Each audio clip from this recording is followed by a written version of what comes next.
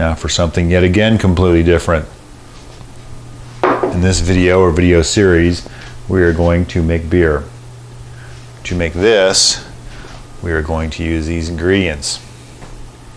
The brewing will actually be done tomorrow, but for tonight we're going to take this yeast and we're going to get the yeast ready.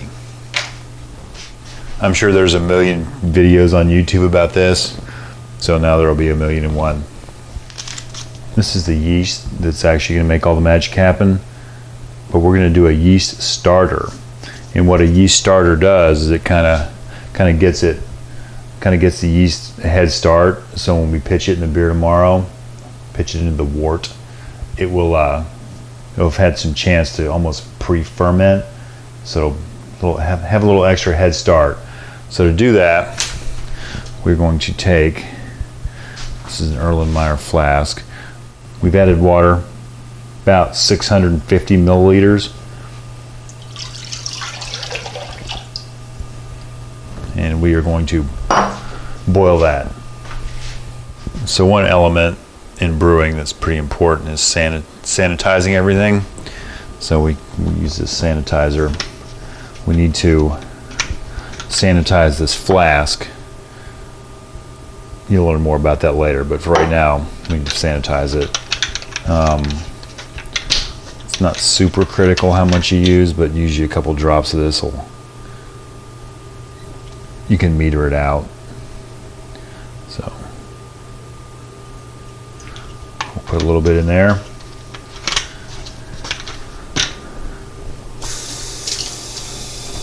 We will run some cold water in it.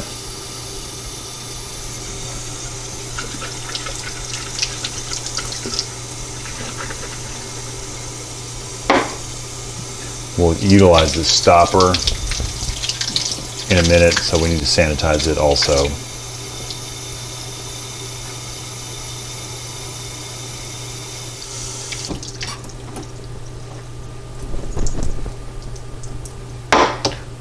We'll let that sit there and let that sanitize itself. So now that our water's boiling, I've got the spoon in there to help sort of sanitize it. We're going to use dry malt extract. This is what you would use to make beer if you didn't do all grain. You just pour this in the water. So we're going to take about half a cup.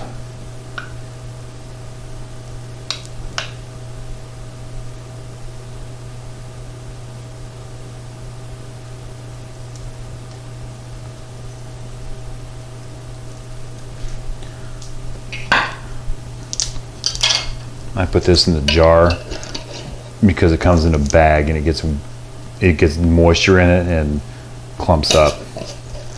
So you take about half a cup of that. I'm going to stir it in.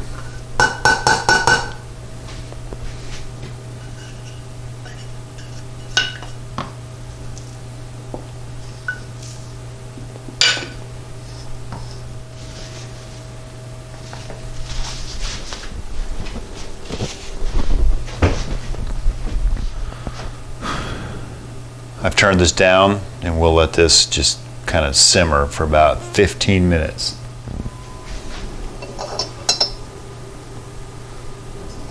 Okay, we've sanitized the flask and the stopper, and believe it or not, a pair of scissors.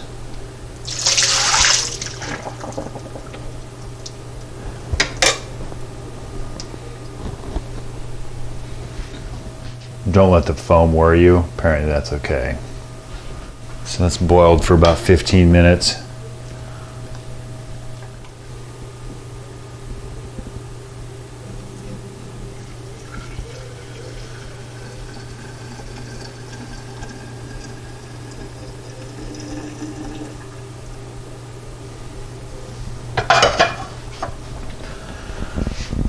So now we're susceptible to contamination. So we put our sanitized stopper in there and we need to cool this off as quickly as possible. So to start with, I'll run a little bit of cold water over it.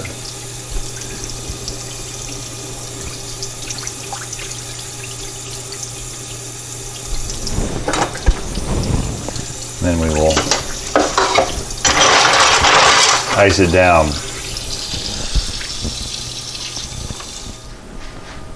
We'll let that cool until it's about room temperature. Okay.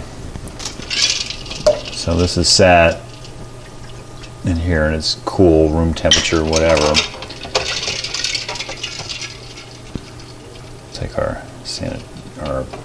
Take our foam lid out.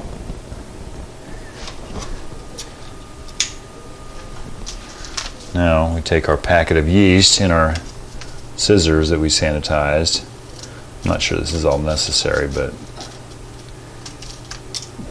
better safe than sorry. We're going to pitch that yeast into this flask.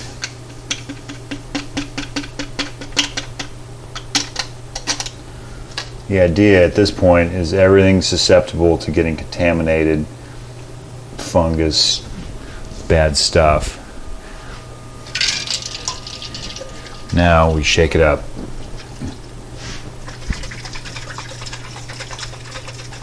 You need this cooled down because the heat can kill the yeast.